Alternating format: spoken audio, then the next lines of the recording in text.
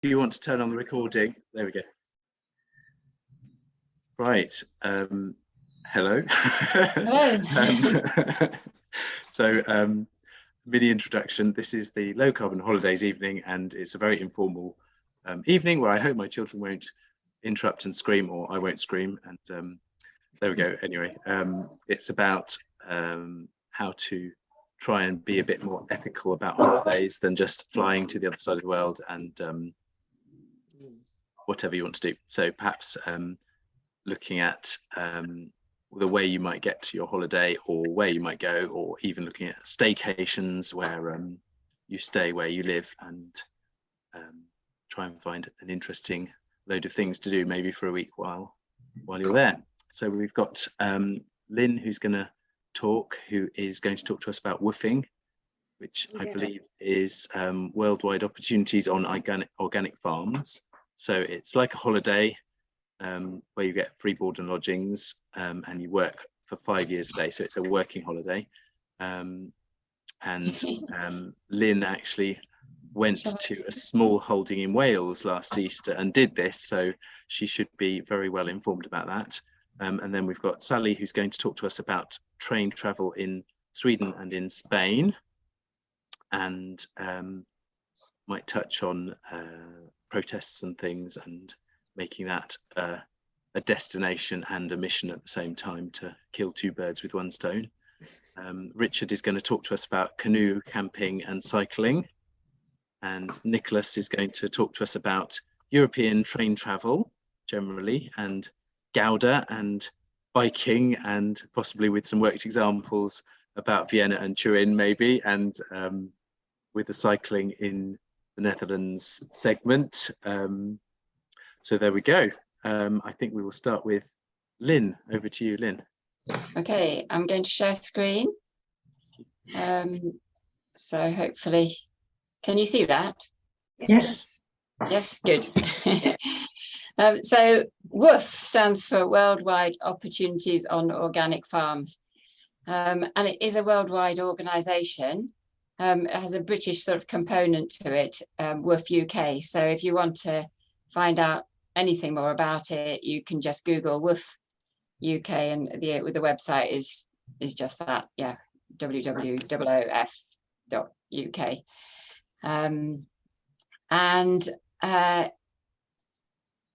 My next, well, if I just do a slideshow here.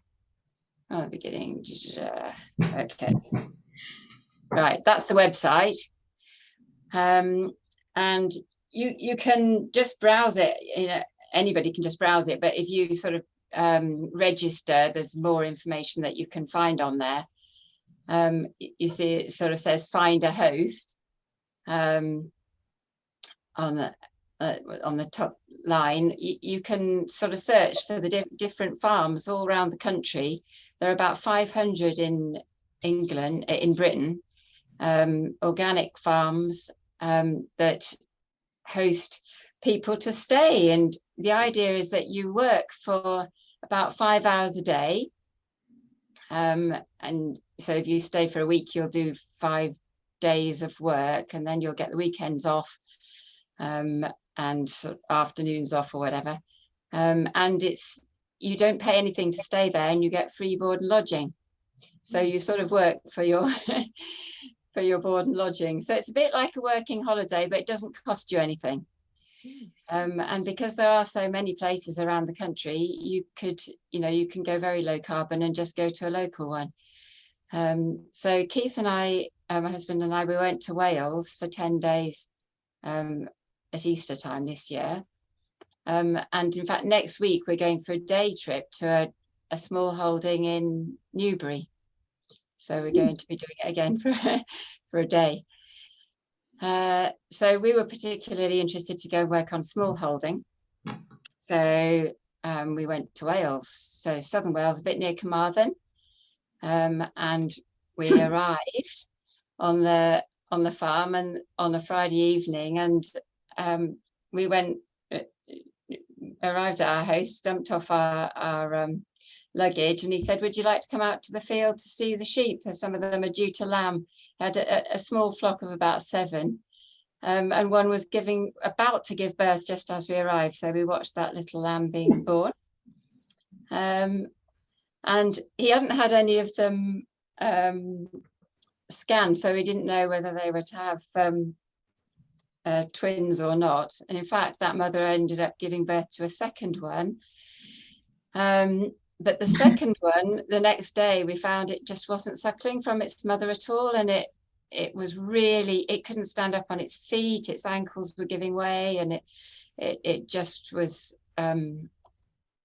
it was obviously not going to survive being left in the field. So we had to bring it in, and we ended up bottle feeding it for the next few days. And it put on strength and did really well. And by the end of the time, it was almost ready to go back out in the field, but they were having to continue bottle feeding it for a few more days. Well, for quite a while longer, but they were going to put it back with the flock.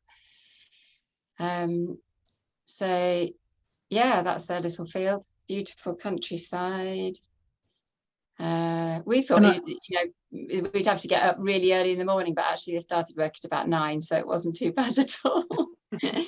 Can I ask if children are allowed to go while I think of it?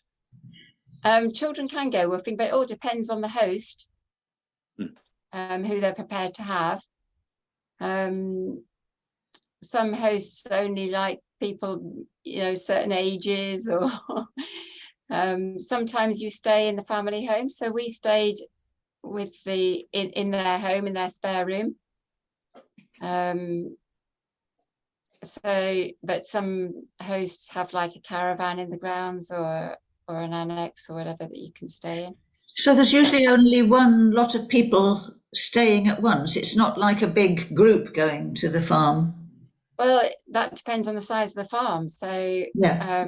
I mean, some farms are, hundreds of acres, and they might have a dozen woofers at the same time. So with the place we went, they would only have up to 2 at any one time, and they'd have to share a room. So yeah.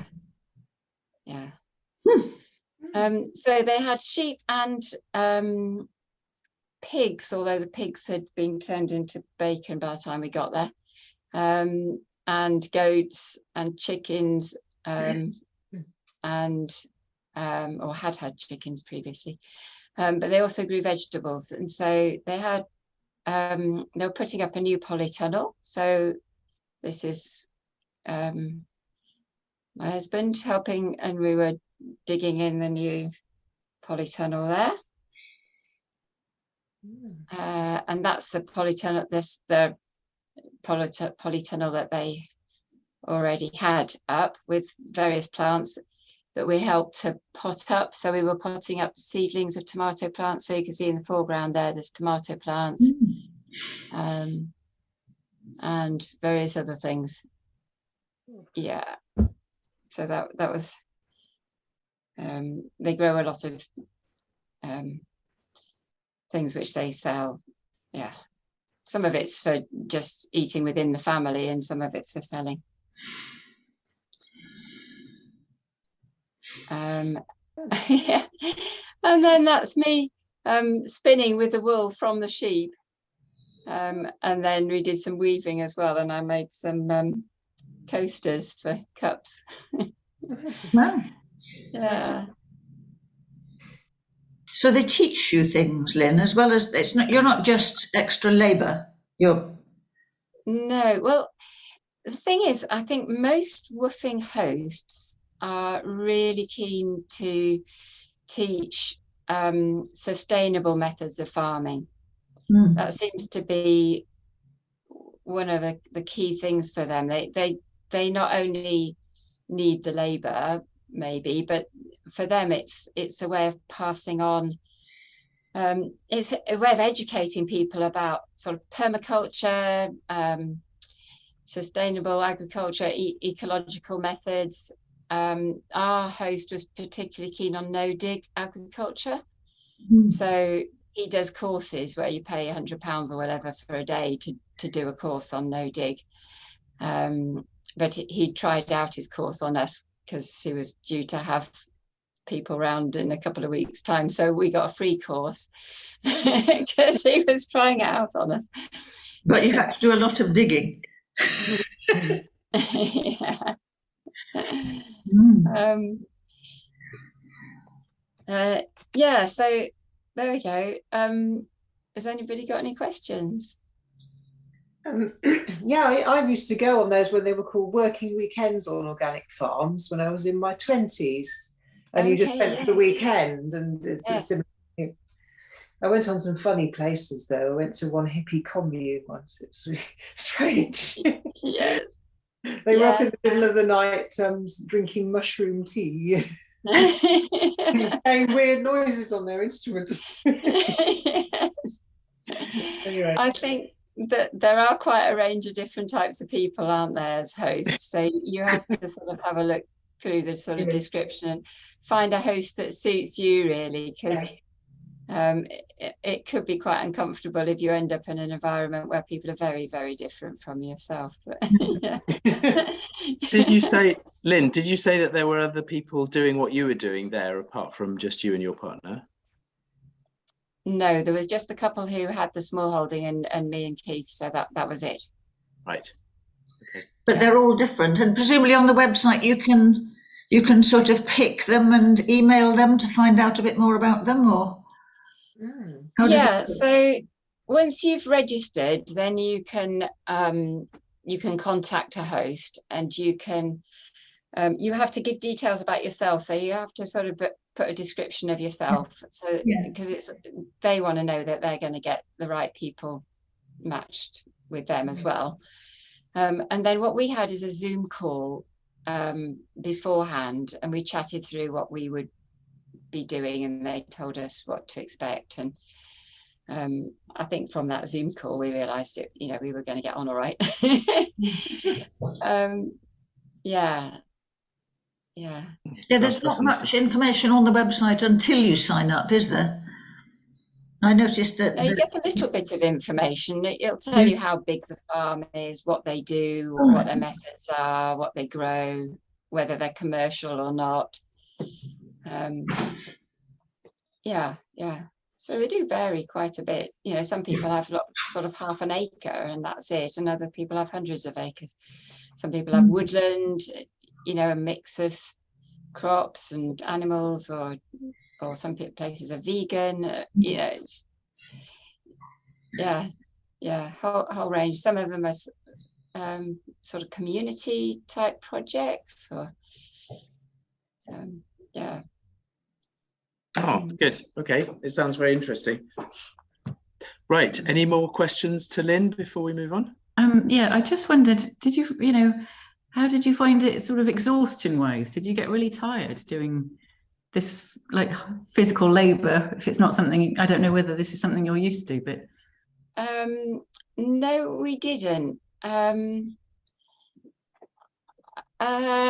In a sense, we were willing to work more than we did. They kept saying, "Oh, I have the rest of the day off. Go away and visit the local botanical gardens." And so they could have worked us harder if they wanted to. They were fairly laid back, and they didn't expect us to be digging more than we were able to, or lifting more than we were able to.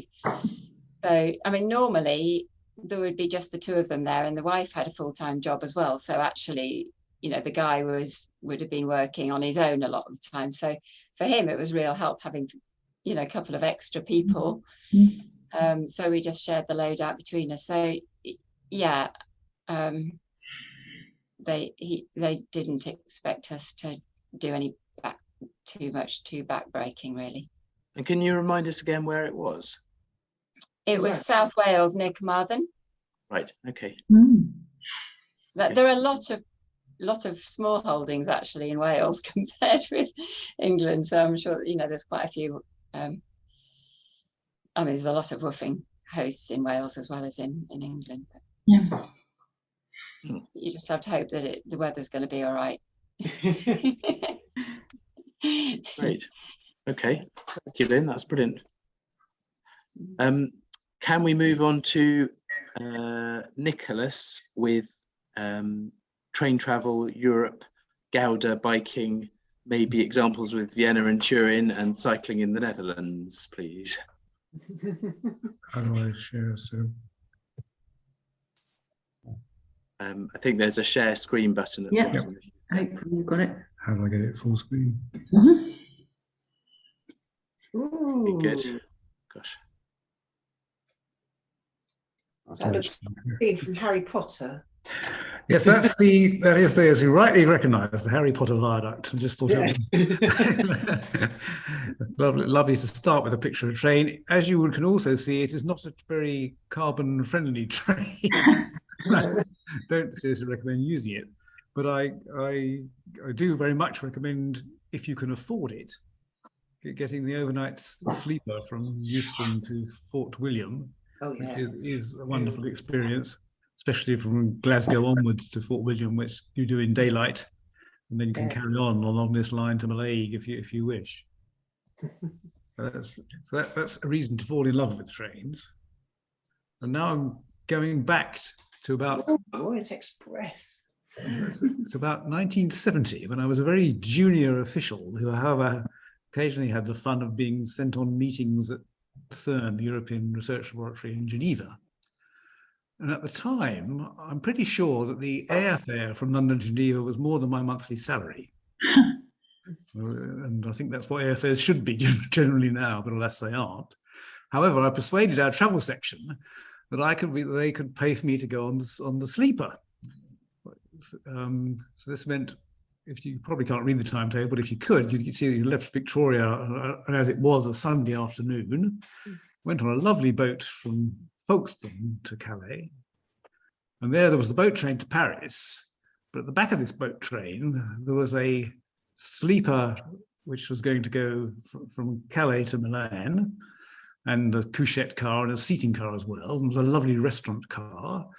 So you had dinner on the way to Paris. You then shunted around the outskirts of Paris from the Gare du Nord to the Gare de Lyon. And there you were joined on to the Direct Orient Express, which, again, if you read the fine print at the bottom, you will see that on a Sunday, and it's a Sunday I was going for a Monday morning meeting, there was this through sleeping car from Paris, or both to Paris to Athens and Paris to Istanbul. So I got off at Lausanne, as again, if you can read the timetable, you'll see at 7 o'clock in the morning, which seemed quite civilized. Then got very easily in those wonderful Swiss railways, a train onwards to Geneva. And as I was waiting for my train to Geneva, I saw within the 7 minutes the train waited at Lausanne, a beautiful Swiss restaurant car being shunted onto the back of the train, so that those proceeding up the Rhone Valley could have their coffee and croissants as they did so. You know, I was going on to Geneva to what I'm sure was a very boring meeting. So that's the history of how I came to fall totally in love with trains. And then moving on, this is when our now very big boys were quite little, and there's an example of the sort of journeys we made. I think this is probably arriving at Saint-Malo or someplace like that, choosing to go to France by boat. There were some occasions when we flew, weren't there? I don't remember even that. Yeah. And this again is when they were quite little, and we were actually briefly lived in Italy, and we got the overnight sleeper from. We got on it in Pisa, going all the way to Sicily. Now, you may be aware that Sicily is an island and wonder how a train can go all the way to Sicily, and the answer is it can, because it's fascinatingly shunted onto the ferry and taken over the straits to Messina. Wow. So you arrive in Sicily in the morning, having left Pisa about 10 o'clock at night. Yeah. Now, this is the Bible you need if you're going to take European train travel seriously. And this is unbelievably still available on paper. They also have an online version which is cheaper and is probably in some ways easier to use, but this is essential bedtime reading for the real fanatics.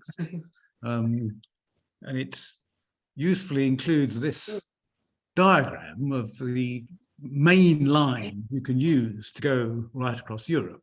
So as you can see, you can go from London to Warsaw and onwards. There's an arrow pointing you to Moscow, which you probably don't want to go to now. As Sally well knows, you can head up through Hamburg, Copenhagen, and then on to Sweden. So you can actually go anywhere you want in Europe by train if you are patient, and alas, nowadays, if you've also got quite a lot of money. So, I mean, the caveat I must make is that I don't really recommend any of this unless you're of the frame of mind that will consider the journey to your destination as part of the holiday and part of what you're going to enjoy. If you've only got a short holiday and you really want to go to a sunny beach, then I can quite understand that you may prefer to fly. But if you're a different frame of mind, prepared to take a long time over it and enjoy the journey as such, then I can't recommend train travel strongly enough. An idiosyncrasy of mine is that I don't like the trains from London to Paris, Brussels, and Amsterdam.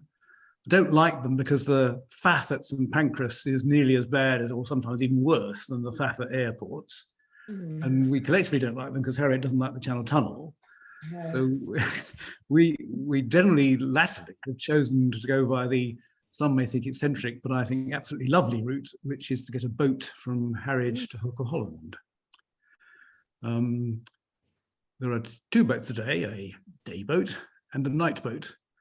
For first experience, I would recommend the night boat, though the day boat has advantages. So you, and Stena Line will sell you a through ticket from London to Hook of Holland, including the rail journey. That allows you to leave London at the time you're choosing. So, and I recommend allowing a bit of time to be sure you're not going to be worried about catching the boat. And you arrive at Harwich, and at around 8:30, the contrast with the airport couldn't be more wonderful. They do still X-ray your luggage, but there's typically only a handful of people who are foot passengers, so you're not going to be delayed. And you just walk onto the boat and settle into your lovely cabin, wake up next morning at Hook of Holland, walk off the boat. Unfortunately, it's rather a long walk to Hook of Holland station, but you do get there. And on our experience, the Koninklijke Marechaussee, the Dutch border police, couldn't be more friendly, and you're in straight away. And once you're there, what is now a branch of the Rotterdam Metro will take you to a place called Schiedam, which is in itself lovely, where you can change onto the main Dutch railways. Once you're in the Netherlands, there is a nationwide Oyster-like system which you can use on metros, trains, buses, everything. You just touch in and touch out for every journey you do. You never have to fuss about buying tickets or worrying. You just have to top up the car when you need to. That's an enlargement, therefore, of where we went. As you can see, the boat zooms straight across from Harwich to Hook of Holland. You get the metro to Schiedam, and then you continue via Rotterdam. The line we used isn't actually shown there, but you can go straight from Rotterdam to Gouda, as it's pronounced in the Netherlands.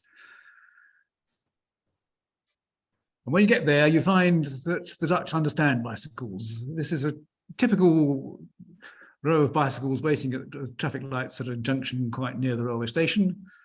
As you see, all ages, literally from 2 to 92, I should think, when you hear it.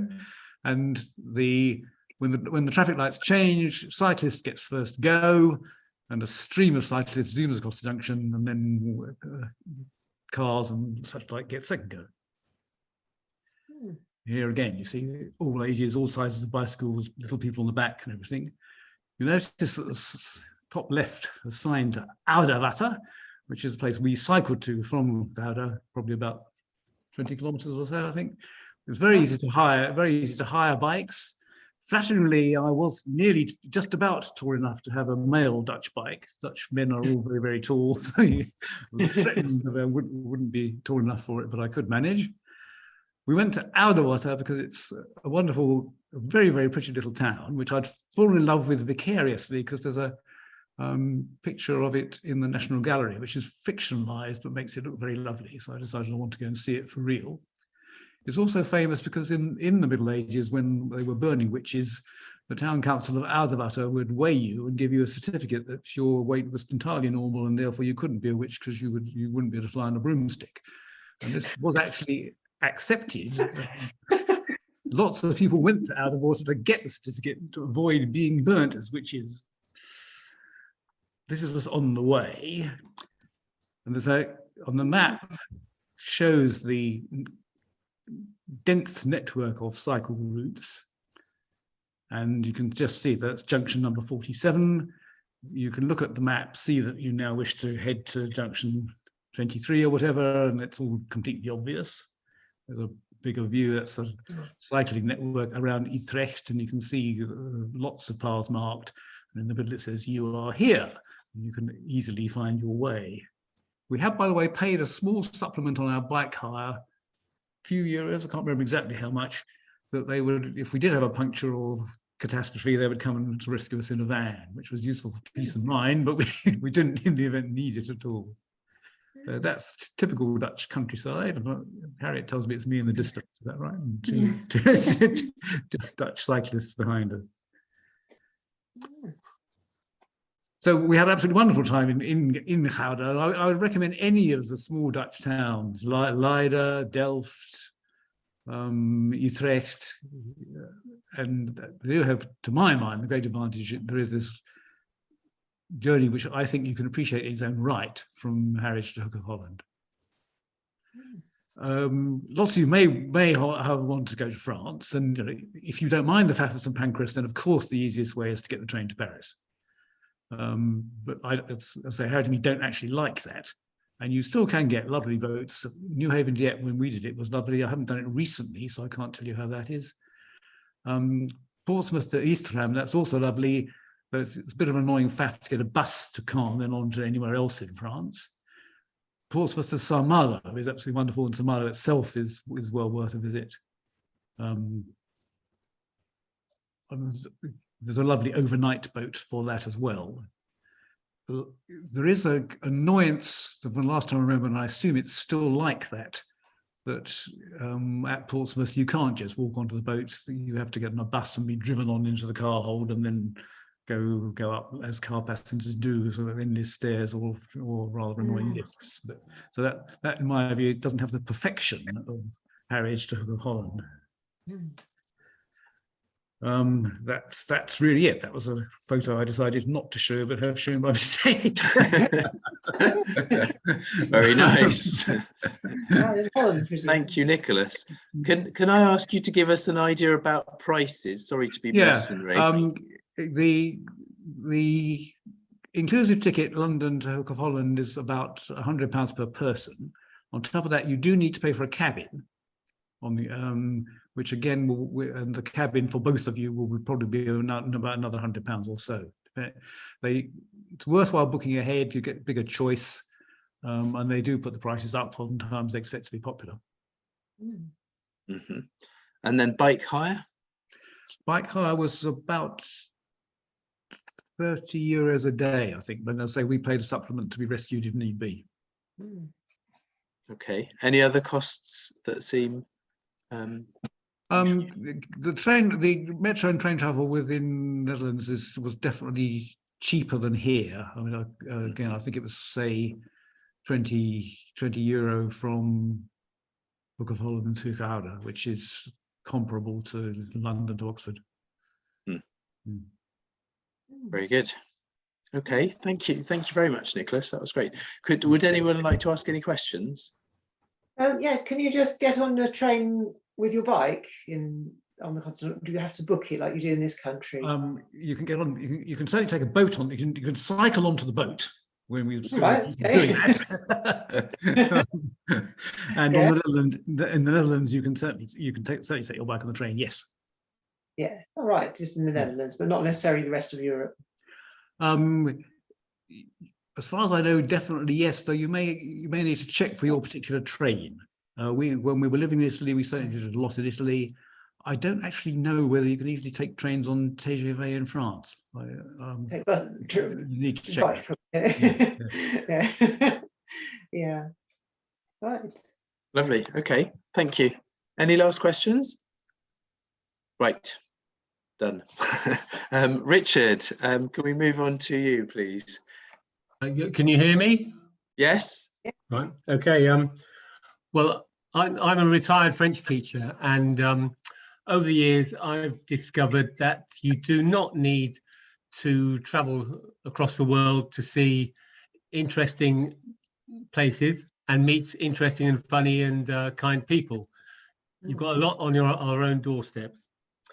Now, as I say, I was a French teacher, and every school I worked at, I would set up a French exchange. And when I moved to Abingdon, 23 years ago, I set up the French exchange with Argenton, which is our twin town. And I got a grant from Abingdon Twinning Society.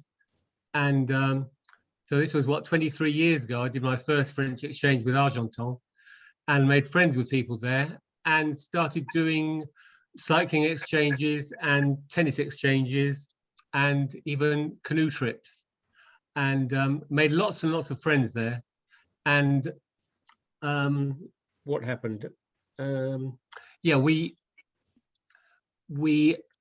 started cycling there. And what we would do, we would set off from Abingdon, cycle to Portsmouth, get the night ferry, and then arrive early in the morning in Ouistreham and cycle from there down to Argenton, arriving about 4 in the afternoon. Quite a long way. And we would, because I had so many friends there, we would stay with host families. And what I always did, and what I advise people to do, but lots of people don't take my advice, is I would take the absolute minimum, just a toothbrush and maybe a pair of socks, and borrow t-shirts and jumpers and coats and things from my hosts. People I've been with didn't take that advice and would come laden with stuff, and after a few hours cycling, you notice it, and it slows you right down. So, as I say, Abingdon Twinning is, we are twinned with five towns in France, Germany, Belgium, and Italy. And through twinning, you've got friends in various countries. And I have found I've got places to stay. I've had offers of house exchanges. People have, one friend of mine in Argenton even gave up his house so I could have it with his with my children. He moved out for a long weekend while I went and occupied his house with my children. Wow. On one occasion, we had this. We used to go down there for the 14th of July celebrations, and on one occasion, and as I say, I've been doing this for a long time, going nearly every year to celebrate 14th of July with my French friends. One year, a lot of people dropped out at the last minute for some reason. I can't remember why, but I ended up going on my own, and I thoroughly enjoyed it. You find if you're on your own, you go at your own speed. You stop whenever you feel like it, and you talk to people. You know, I very rarely consult maps or anything like that. I just find a person and ask them the way. It works very well. But I thoroughly enjoyed the one occasion I went on my own, and a few years later, I heard about the King Alfred's Way, which is a cycle route that goes around the old Kingdom of Wessex. And basically, I set off from here, again, on my own, staying in Airbnbs. It's 350 kilometers, so it took me a week doing about 50 kilometers a day, and which is what, 35 miles, which is not a lot. You know, you've got all day to do it in. So you go at your own speed, but some people do that, the King Alfred's Way, in 3 days. I did it in 7, taking my time. And yeah, as I say, you see some fantastic countryside, you meet some very interesting people, and at the end of it, you've had a great time. I still think about it now. Right. Oh, sorry, was that a question? No, it was just. All right. Also, other cycling things that we've done is London to Paris, the Avenue Verte, whereby you cycle from, I've done it twice actually, from one time from London, where you follow the route, you have the book. You have this book, Avenue Verte. You have that book, which tells you the way to go. And from London, you go through Tunbridge Wells and place down to Newhaven, get the ferry across to Dieppe. And after that, it's gorgeous French countryside. Again, staying in places recommended by the book. And you end up in Paris, and we have a few days there going up and down the Seine, and then come back. So we've done that. That's about it for cycling. We've done various coast-to-coast things, but basically, if you have B&Bs and you don't mind, you don't mind B&Bs, then there's plenty to be seen in this area. The other thing I do quite a bit of is canoeing, canoe camping. Again, through twinning, for many years, I would invite people from Argenton, because I'm the link with Argenton. I would invite people from there to come canoe camping with us over here, where they would just make their way here, and we'd have maybe 4 or 5 people. We'd go upstream to Oxford, camp 2 nights there, then come back down, have 2 nights at Abingdon Lock, camping there with no showers.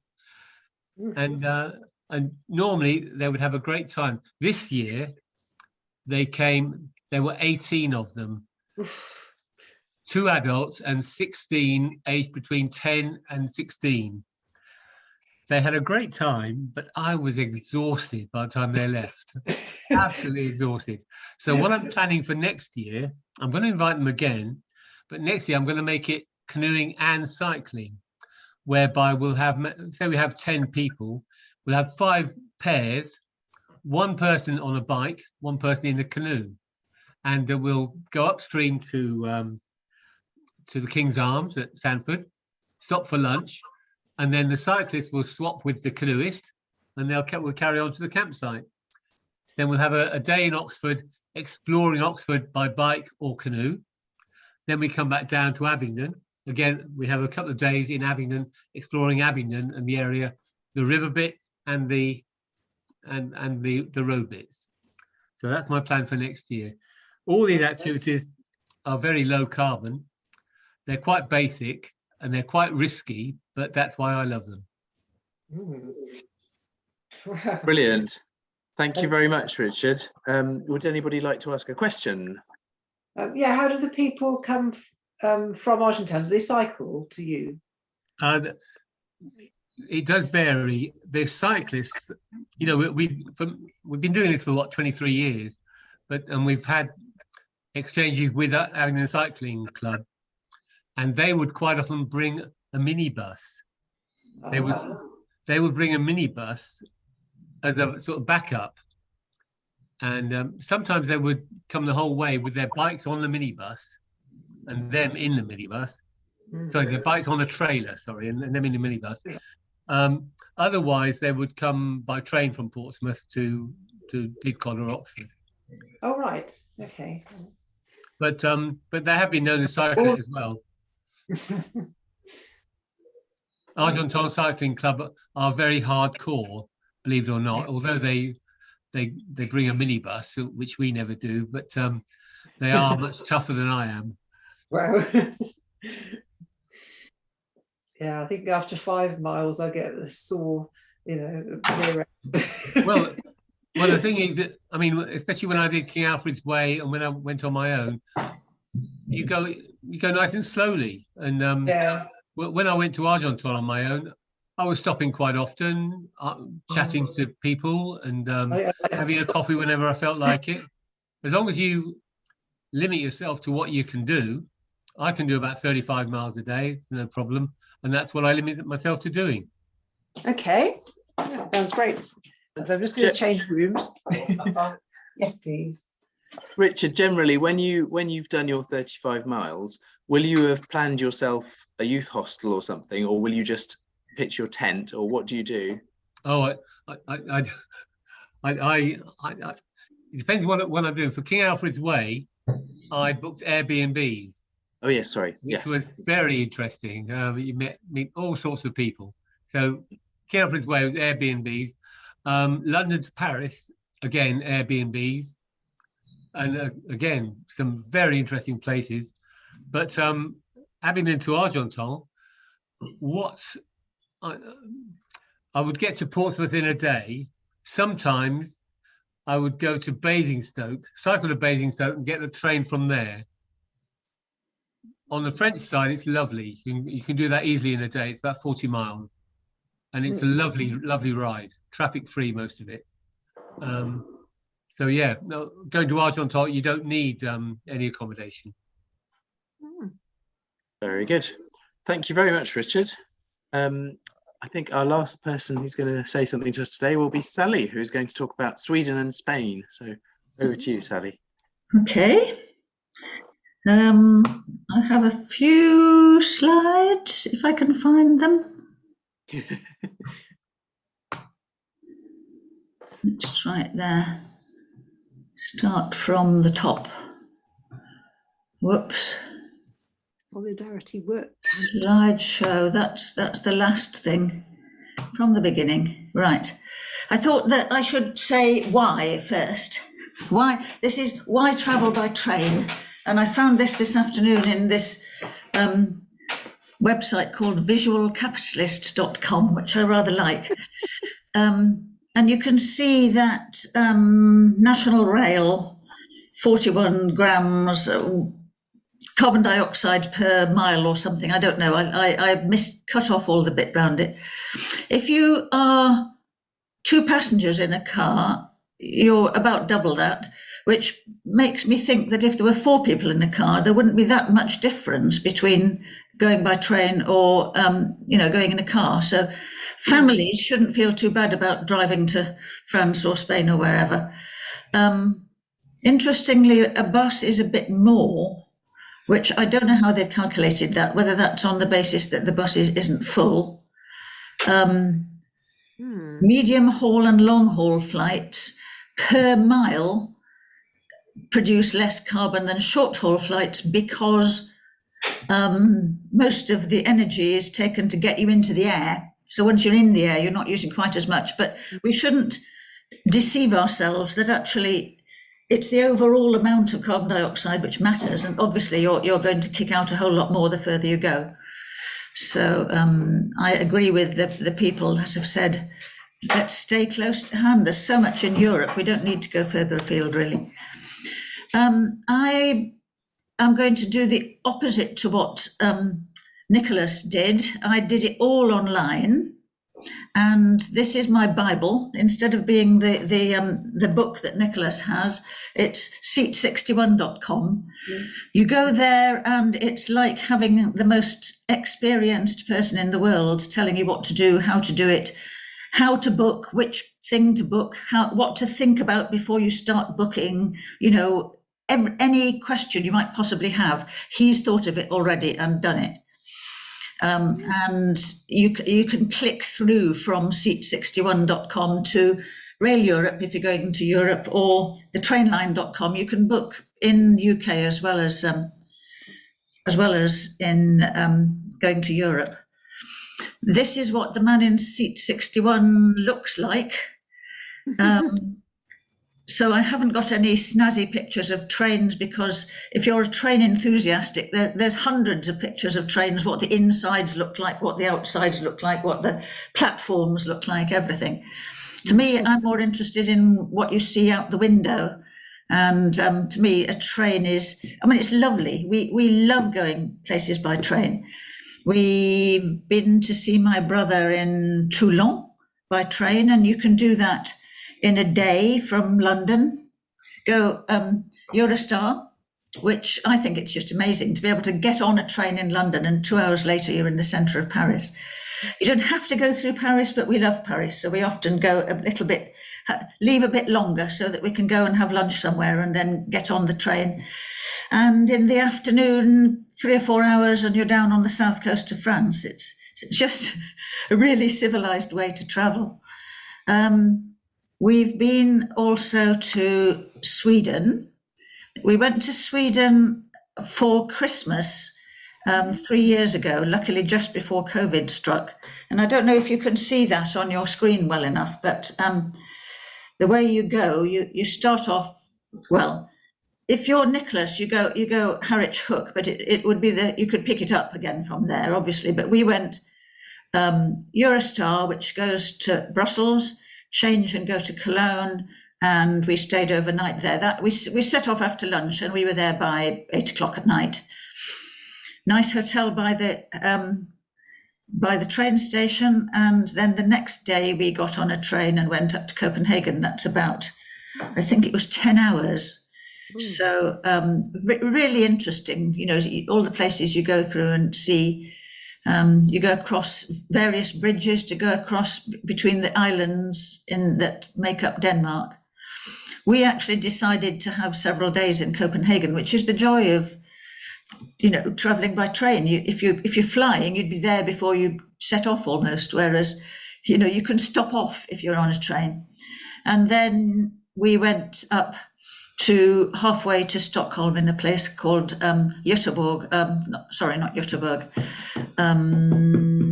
Sorry, can't remember the name of where my nephew lives now. That's terrible.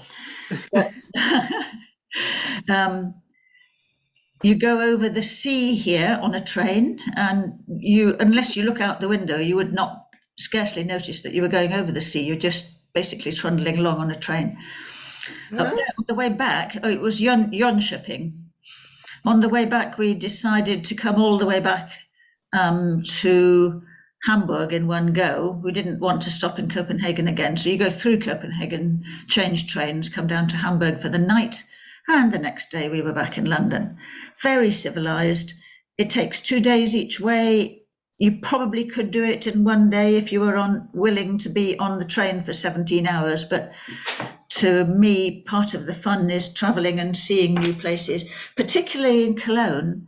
The station is right underneath the cathedral, and you walk out of the station, and there's the cathedral, so you can add that into your visit. This is a map I found of all the high speed and current and future high speed rail in Europe. Once again, I'm doing the opposite of Nicholas. I'm whizzing down places, whereas he's probably going on little lines. But one of our first trips was to the south of Spain, to Andalusia. And what we did was go down in the afternoon to Paris, pottered across Paris, and got on a train at 5:30 at night, and get on a sleeper train, which trundles down through France and then turns into quite a slow train. And at the border, you have to change to a different width of carriage. So you hear a sort of clunk, clunk, clunk. And then you trundle down through the Pyrenees, and by breakfast time, you're in Madrid. And then with the high-speed Spanish trains, you know, you're in the south by early afternoon. So that was really fun. Another way to go, which we've been when we went on a cycling holiday in north of Barcelona, in what's it called? Is it Valencia? God, my name. Catalonia. Catalonia. It was in Catalonia, yes, yeah. We went to Paris. I think that time we stayed overnight in Paris, and then we came down the Rhone Valley, which is a spectacular route, and particularly if you make sure that you're on the top line of a lot of these trains are double deckers, and if you're on the top, you get this panoramic view. You can, if it's clear, you can see the Alps, and then when you come down to this bit, you're going on a rail with the sea on one side and lagoons full of flamingos on the other side, and you're trundling along in between the two, and you get a spectacular view of the Pyrenees. So that was really fun. And then we did as Nicholas did, we hired bikes when we got there and did an extremely gentle downhill, 20 miles a day downhill to the coast, which was great. Not quite so low carbon in that our luggage was carried from hotel to hotel by van, I'm sorry to say. That's just a close-up of the same thing. I'm interested, we've never been to Italy by train, and it looks as though you can get right down to Sicily now on the high-speed one, so you could probably do that also in one day or a day and a half. And look where else you can go. You can get over to, Czech Republic and Budapest and Hungary and all over the place, which we haven't done yet. That's Rail Europe, which is one of the sites that he recommends to buy your tickets on. You can get your ticket from wherever you're starting off in the UK right the way to your destination, all on the same site. And you can look at each different bit, and the man in seat 61 talks about which bits you should book first because they're going to be the most difficult to get hold of, and then you add the other bits to it. And when you've finally got the whole jigsaw puzzle in place, then you can click to pay and get it all. That's the reason that I like going by train. That's the Pyrenees from the, I think, from the train going past on the coastline. So that's that. And then it wasn't about protests, Tom. It was about, I was thinking back to when I was a teenager. The first holidays I had on my own were work camps. And I don't know if anybody's heard of Emmaus, which started off in France and by Abbé Pierre, who got lots of homeless people together to help do ecological things like recycling, which was a really unusual thing to do at the time. I'm talking about last century. And they run work camps, and I'm really pleased. I found this today. They still run work camps all over France. You now have to sign up. In my day, you just basically hitchhiked to Paris, turned up at a church hall and said, "Hello, I'm here, where can I go?" And they had checklists of places that were hosting camps. And they said, right, okay, you and you go off to the Ardennes, and you and you go off to, Lyon or wherever. And we were sleeping in schoolrooms or tents, and we were recycling or working alongside homeless people to do recycling. And they're international work camps. I think I was virtually the only English person there. Couldn't understand what the French were saying, but the Italians have had the same trouble. They had also had pidgin French, so we communicated in pidgin French.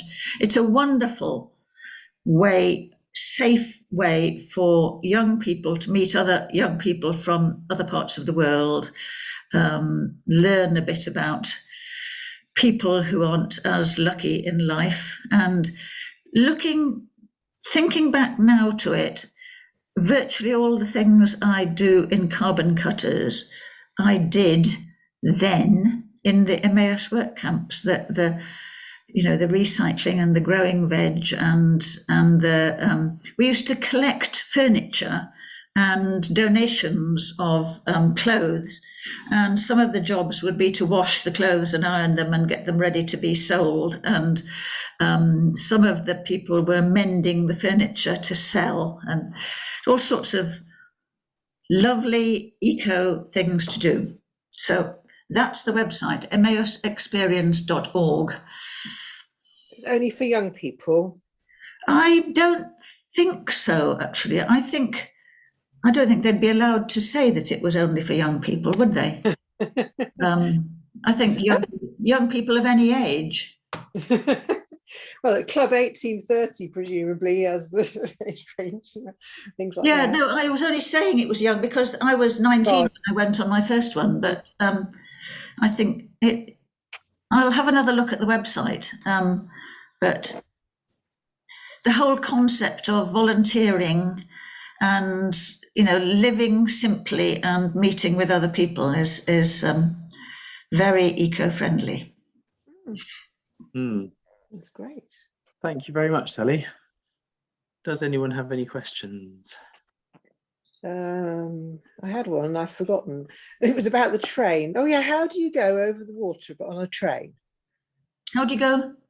Over the water on a train. You said you On went. a track.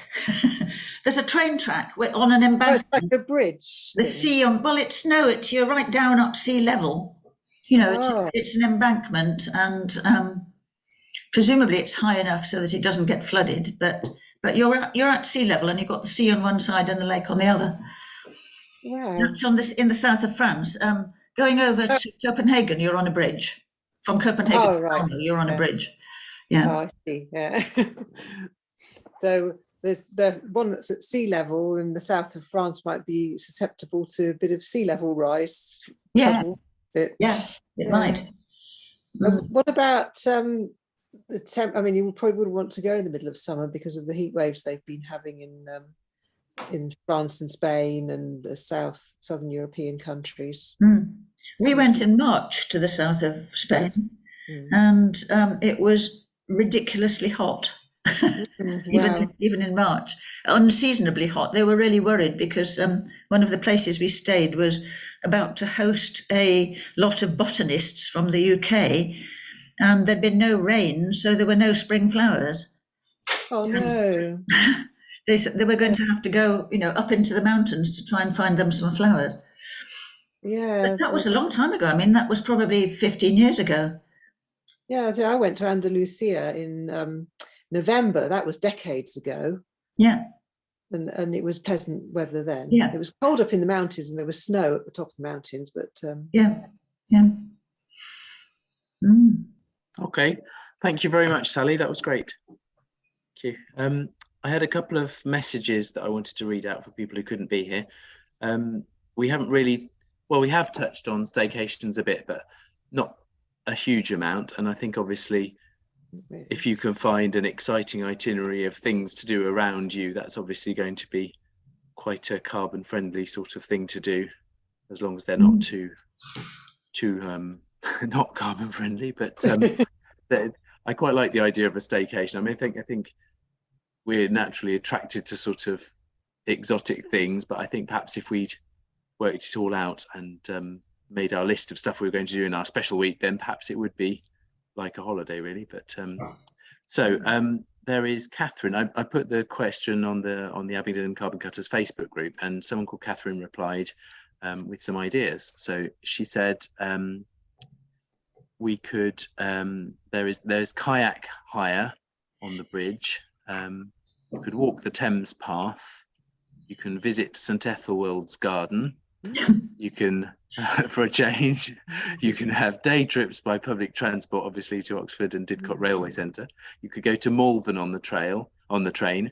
There's the Elgar Trail, which is interesting. You could take a day trip to Birmingham or to Hereford for the Mappa Mundi. You could go to Bournemouth, Cardiff and Bristol. She made the point that carbon intensive, railways become quite carbon intensive if it's non-electrified rail, in her opinion. So that's something which is a bit beyond my scope, but that would be worth looking into, I imagine, if you're trying to keep things really low carbon. And then obviously community and special events in the local area, like the Ashmolean, music festivals, apple days, pumpkin picking, concerts, plays, film festivals, and spending your money transporting your mind rather than your body. There we go. So you could intentionally take a week off or a long weekend and fill it with local activities and spend the hotel costs on theatre tickets instead, she says. So that was Catherine. And there's something from Araminta. She says, I was invited to Eastern Switzerland. I took the train to London, a senior rail card. This is obviously not the staycation idea. I took the Eurostar to Paris, the RER 2 stops to Gare de Lyon, and then the train to Zurich, and it cost about £200. But if I'd booked, when I first looked, it was only about £75 return. Sounds good value. Gosh. Yes. That's And then a local train from Zurich to Amristville. I may be saying that wrong. She says Swiss trains are lovely and they have serious restaurant cars. On the return, had to pay full price for a single from Amristville to Zurich, which was expensive, maybe £25 she put, so obviously not that expensive. Took the bus from Gare de Lyon to Gare du Nord, which took longer than the RER, but meant that you could see a bit more of Paris. And again, you just used a metro ticket, so not expensive. She said she looked into going to the Algarve by train, but it's expensive and it takes ages. So there we go. And a last comment from me about carbon cutting generally. I think in a way, it might seem in the world we're in at the moment that looking for little ways to reduce your carbon footprint and things is perhaps not the best use of your time if you're trying to save the world and things. But I suppose if you can use your time protesting or supporting people who are taking action in other ways or something, I think that's probably the best way to do it. I think if you are carbon cutting, I think that's probably preparing yourself for the future and getting used to the way things are going to be. And I think that's valuable. I think also learning to think in those terms spreads as well. I mean, as in people see what your viewpoint of the world is like that, and they might be inspired to take action as well because you're taking smaller actions. I think it is hopefully a snowball effect, and I hope we're sort of reaching that point. So I think possibly, if I'm not being very clear, but I think if I was brave enough, I might join Extinction Rebellion and things like that, but I'm not. But in the meantime, I think this is definitely worth doing, and there we go. Thank you, everybody. Anyway, can I just chip it? I know we're running Dorothy out of time. I haven't got a presentation, but I've already booked my holiday for next year, which I did immediately after that massive heat wave we had, where I really couldn't cope with it. I thought, I'm going north next year. So I booked, which is really expensive. Actually, I've never spent nearly this much money on a holiday, for 5 weeks to Scotland, taking my bike on the train. I haven't booked the train ticket yet, so but I'll be 60 by the time I go, so hopefully I'll get to be able to go as senior fare. Is that true? Yeah, great. And I've booked self-catering accommodation, which is more expensive than a hotel, for 3 of the weeks. But they didn't have available the other 2 weeks that I wanted to go, so I've booked into a hotel nearby for those weeks. So that'd be a bit of a pain because I won't be able to eat my diet, which I'm on. I'll have to watch what they give me at the hotel, and cycle round the lochs in the what's it called, Loch Lomond and the Tussocks National Park. Oh, nice. Each day. I'm still trying to work out how I'm going to get all the stuff I'm going to need there. I might have to buy new stuff and try and find somewhere to store it. And I'll be staying near Gawlock Head, or Gawlock Head, which is halfway in between the nuclear substation and an oil depot. So I might feel tempted to make a couple of placards and go and demonstrate. I've been to Gawlock Head before, probably with Sally as well, on the demonstration against the upgrading of Trident missiles there. That was decades and decades ago. So you can see how it's changed. I can recommend going north and inland for holidays in this country. It's amazing how many beautiful places you can go to which aren't too crowded in the holiday season. Yeah. Great. Right. Sally. shall we call it a night?